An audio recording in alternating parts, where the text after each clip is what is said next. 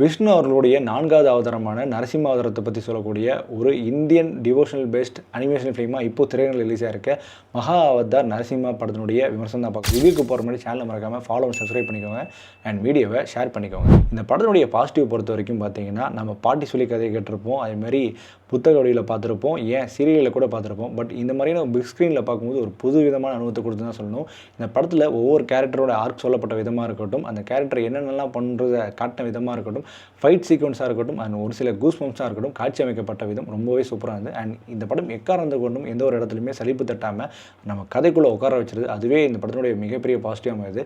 சாம் CS அவர்களுடைய பின்ன இசை இந்த படத்துக்கு ஒரு பெரிய பலமாக அமையுது. அவருடைய கரியர் பெஸ்ட் படம்னா அது இது கூட சொல்லலாம். அந்தளவுக்கு மனுஷன் வந்து இந்த படத்தில் பயங்கரமான மியூசிக் ஒர்க் பண்ணியிருக்காரு. அண்ட் இந்த படத்தினுடைய பிரச்சனையை பொறுத்த வரைக்கும் இந்த படத்தினுடைய அனிமேஷன் தான் ஒரு மேஜர் பிரச்சனையாக வந்து அமையுது. ஏன்னா இந்த படத்தில் ஃபோக்கஸ் ஷாட்ஸ் தவிர்த்து மற்ற அனிமேஷன் ஒர்க்லாம் வந்து பார்த்திங்கன்னா ரொம்ப பிளரிஷாக ஃபீல் ஆகுது.